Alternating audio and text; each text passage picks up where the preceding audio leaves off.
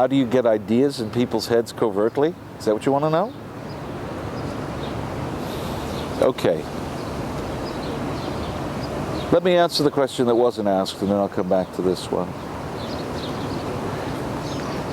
The idea of putting things into people's heads covertly usually arises because there are some people who don't believe that what they have to say is worth listening to, or that they won't be accepted if they say directly what it is that they want. The fact is that we are constantly making covert suggestions to one another. We're talking about things and hoping that they won't be noticed. We'll try and slide little comments past. We'll try and half be heard.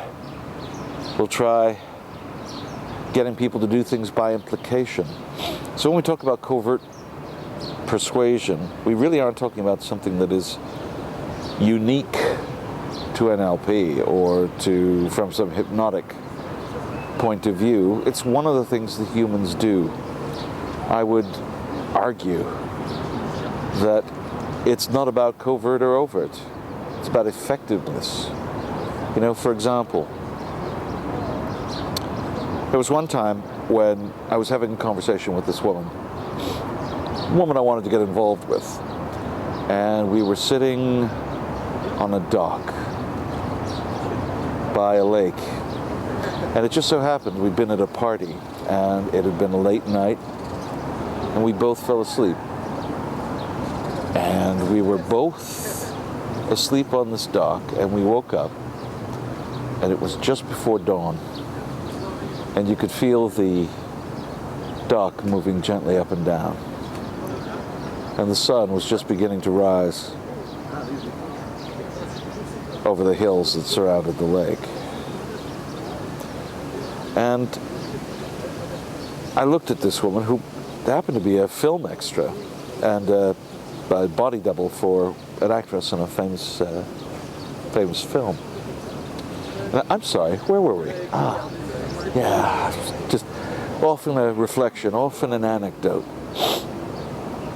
When you talk about experiences you've had and you start supplying sensory data, sensory information, and you start supplying affective, in other words, emotional information, and you start painting a picture of possibilities, people start to imagine, whether you want them to or not.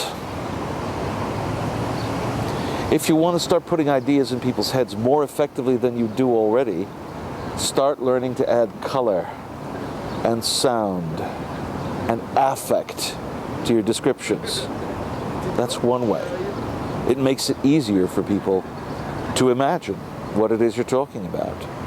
If you're talking about putting ideas in people's heads, make it so that things come to life. It's very, very easy. I think people imagine that there's some kind of secret school for evil communicators who want to communicate unconsciously and covertly. Whereas it's not that way at all. When you really want to get a point across to someone, when you really want them to understand, then you'll use all kinds of different methods in order to make it easy for the person to understand what you're talking about. That means stories. That means anecdotes. It means examples. It means changing how you use your voice. It means changing how you use your state. If you want to get better at putting ideas in people's heads, learn to get more sensory information, more affect, and to use the NLP pattern called quotes. That's a good place to start. There's a lot more to it, and there's a lot more possibilities within it. But do that and get your head straight.